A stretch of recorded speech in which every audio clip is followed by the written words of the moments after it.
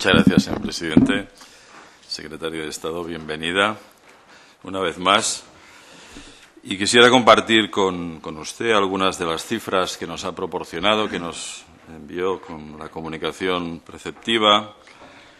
Y verá que, aunque los datos son los mismos, la perspectiva con la que nos acercamos a los mismos y las conclusiones que podemos deducir a veces difieren sustancialmente. Y voy a repasar algunas de las cifras que en la parte final de su exposición nos ha recordado.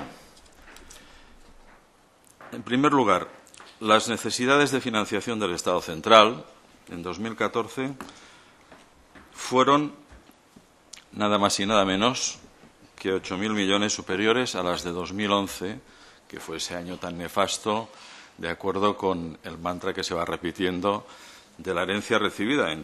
En términos de contabilidad nacional, 40.068 millones de euros contra 31.998. Por lo tanto, partimos de un dato que es el mismo, pero por lo que se nota, por lo que se ve, por lo que se repite, pues la conclusión a veces es bien distinta. El saldo primario es negativo de 9.709 millones de euros, también en los mismos términos de contabilidad nacional, frente a 9.595 que había en 2011, con lo cual prácticamente igual, algo superior. La reducción del déficit este año ha sido,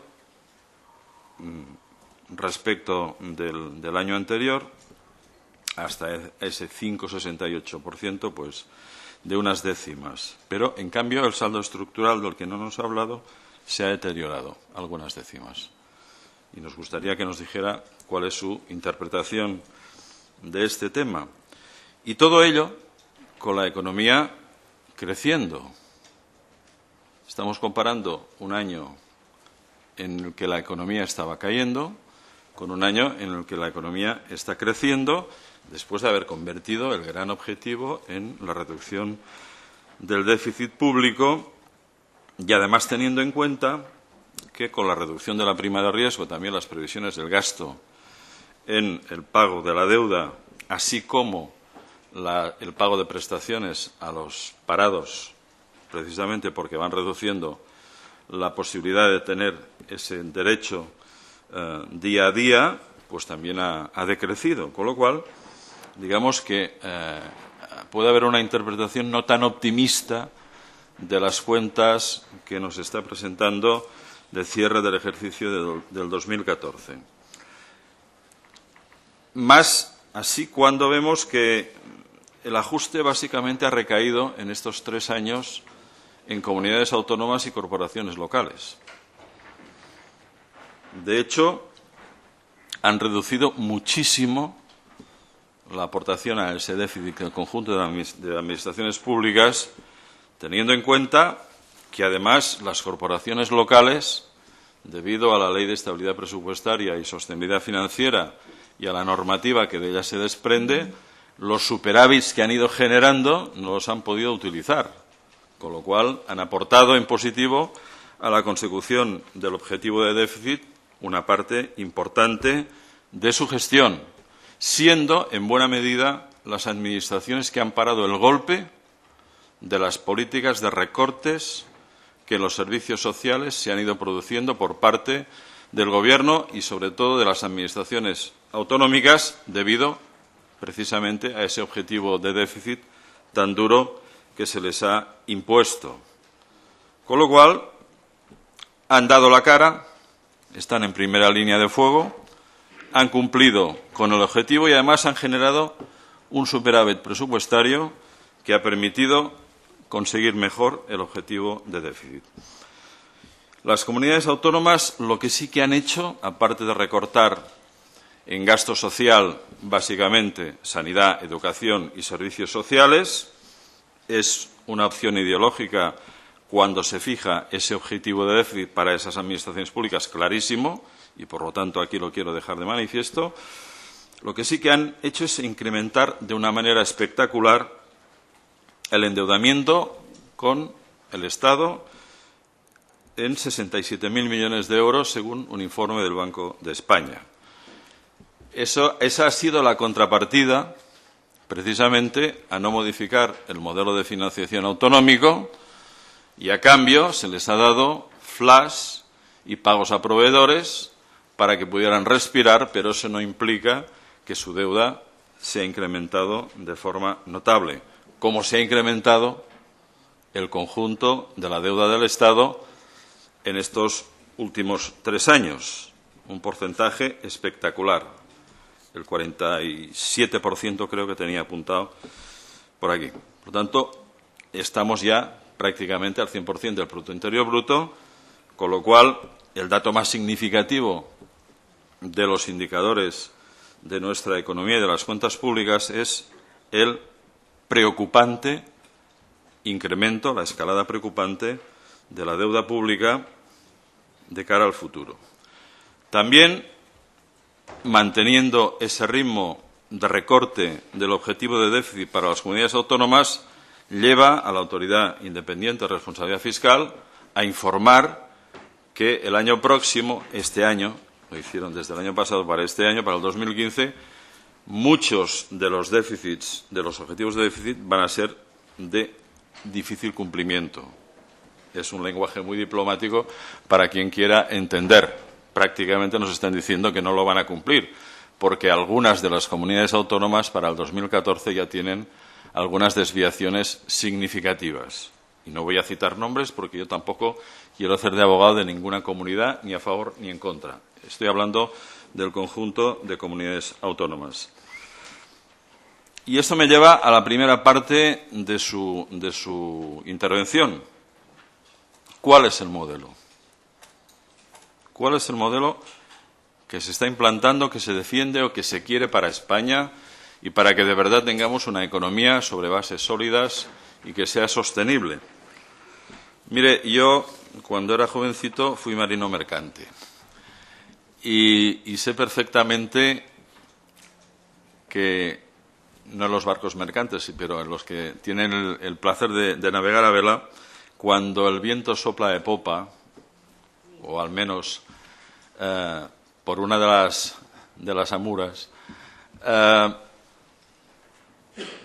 es mucho más fácil navegar, se corre más deprisa. Y ahora la economía española tiene viento en cola, no precisamente por los méritos propios, y no voy a decir que por deméritos, pero porque ha empezado a actuar el Banco Central Europeo tarde, pero ha empezado a actuar y eso nos ha permitido varias cosas que tienen que ver con la liquidez, con el recorte de la prima de riesgo, con otros aspectos que conoce usted perfectamente bien, y asimismo también la bajada del precio del crudo pues también ha ayudado. Esos son vientos de cola que nos vienen magníficamente bien para que nuestra economía pueda decir que en estos momentos estamos creciendo más que nadie, tal y cual.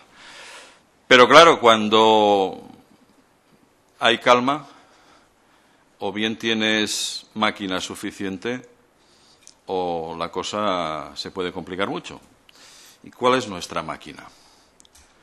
¿Cuál es nuestra máquina? ¿Cuál es la fortaleza de nuestra economía? ¿La devaluación salarial? Que nos ha llevado a situaciones tan pintorescas como la que le voy a dar con datos. Cuando se habla de creación de empleo, nunca se habla de qué tipo de empleo y qué significa eso para nuestra economía y para la seguridad social, porque se habla mucho de los cotizantes de la seguridad social, tal, pero no se dice en qué se traduce. Yo le voy a dar un par de datos y verá en qué se traduce. En 2010, 320.000 cotizantes a la seguridad social suponían unos ingresos de 1.900 millones de euros. En 2014, esos mismos 320.000 cotizantes suponen unos ingresos de 300 millones de euros. Es decir, 300 frente a 1.900. Eso le da clarísimamente un reflejo de qué estamos hablando cuando hablamos del empleo que se crea y de las altas en la seguridad social. Otro ejemplo, cuando hablamos de número de contratos de trabajo. Una compañera mía conoce a una señora que tiene una hija que le comentó que su hija ha encadenado 20 contratos desde enero de 2015 y ahora está en paro. ¿Son 20 personas que están trabajando o una pobre mujer que no ha podido más que ser contratada con un tipo de contrato que no me atrevo a calificar y que ahora está en paro? Claro, hablar del número de contratos da una imagen, hablar de la situación real de estas personas da otra imagen. De la misma manera que hablar de cotizantes a la Seguridad Social da una imagen, decir lo que ingresan esos cotizantes da otra imagen bien distinta. ¿Cuántas horas en realidad se están trabajando? Y cuando hacemos esa proyección a tiempo completo, ¿qué significa, de hecho, en número de contratos consolidados a tiempo completo? Pues mucho menos. Hay otra persona que está contratada en un hospital, un gran hospital de tercer nivel de Barcelona, que la han contratado por 15 horas, pero no sabe cuándo las tiene que hacer. Ya se lo dirán. Esa es otra de las respuestas a qué tipo de calidad del empleo se está creando. Por lo tanto, ¿de qué modelo de economía estamos hablando? Yo creo que debemos tener muy claro que las fortalezas hay que buscarlas en 3 ámbitos, cuando hablamos de los motores. Un motor es el sector exterior, un sector exterior que ha crecido, pero que también se están disparando las importaciones. Vamos a ver cuál es la aportación real de ese sector exterior a nuestra economía y si solamente funciona porque ahora hay viento de cola o realmente somos competitivos, porque a veces confundimos productividad con competitividad y no es lo mismo. Sobre todo teniendo en cuenta que la productividad es un cociente que nos dice a veces bien poco. Lo que importa es la competitividad y la competitividad en el mundo actual, en el mundo del conocimiento, es la incorporación de ese conocimiento en el proceso productivo y que todos los factores, no solamente el factor trabajo, sean realmente competitivos y de la suma de ellos realmente podamos competir en el mercado exterior. Otro es el consumo interno. Vamos, yo no veo con esos ingresos de muchos de los contratos que se están llevando a cabo que se tenga que disparar el consumo interno